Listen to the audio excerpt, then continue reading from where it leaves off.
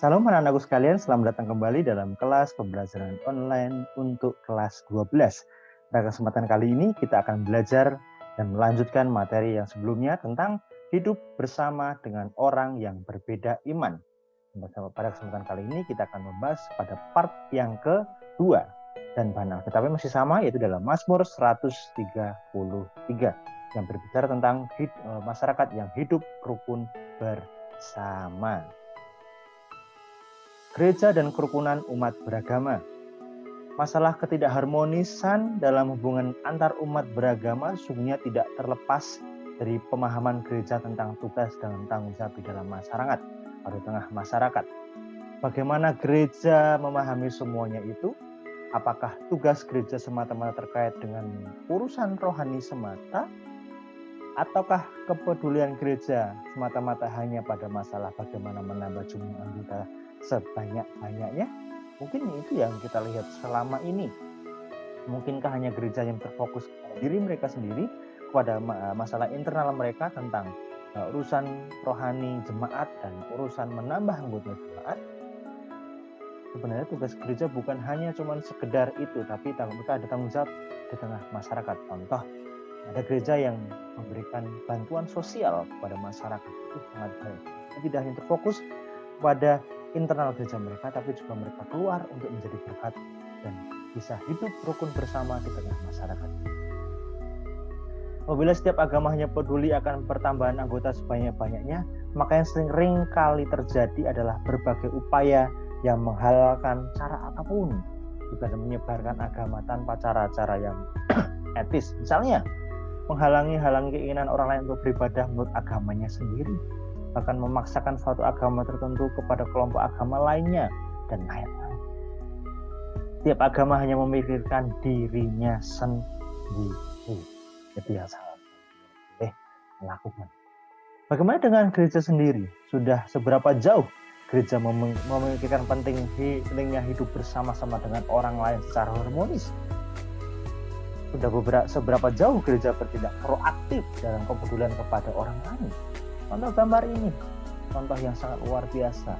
Antar kepala gereja saling berangkulan, bekerja sama dengan baik tanpa ada yang memandang perbedaan yang ada.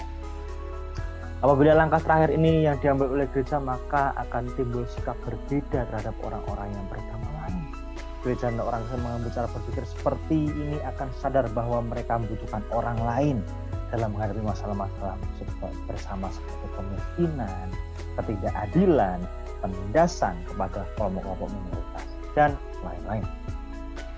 Mereka akan sadar bahwa mereka tidak dapat mengatasi semua masalah itu sendiri.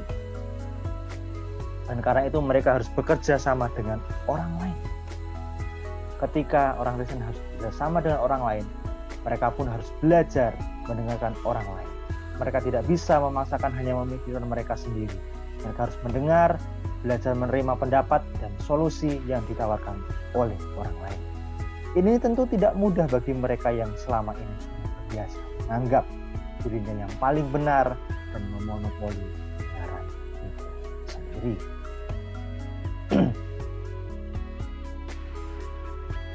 Mengakui perbuatan baik yang dilakukan orang yang beragama lain akan membuat kita bersikap.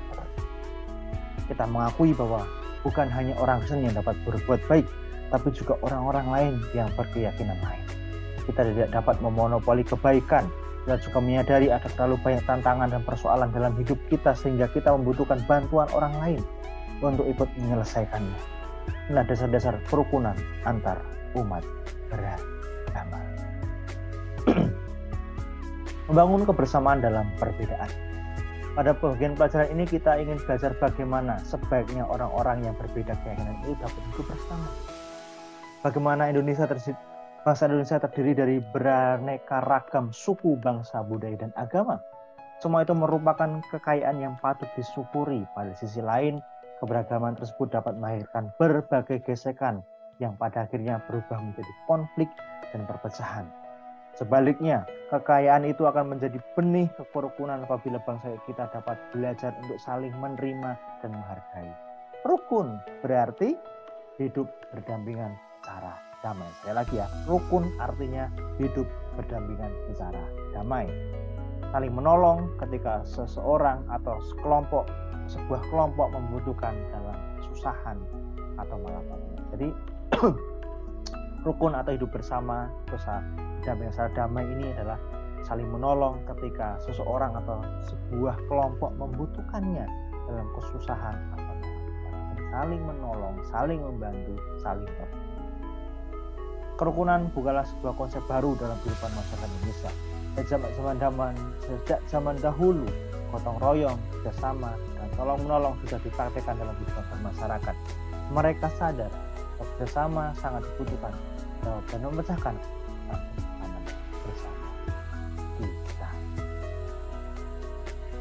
Bagaimana caranya membangun sikap menghargai orang lain atau komunitas lain dan para pemeluknya atau agama lain?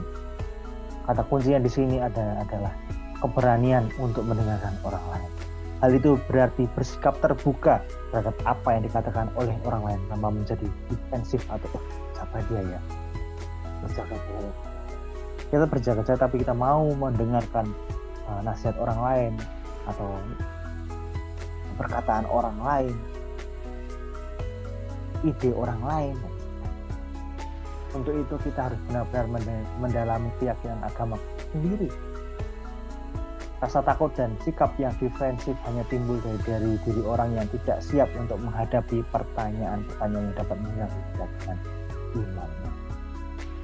Dan rangkuman dari materi ini adalah keberagaman agama merupakan kenyataan yang tidak dapat ditolak. Beragaman agama jangan jadikan alasan untuk menjauhkan seorang dari pergaulan sosial maupun dalam memperoleh pemenuhan hak-haknya.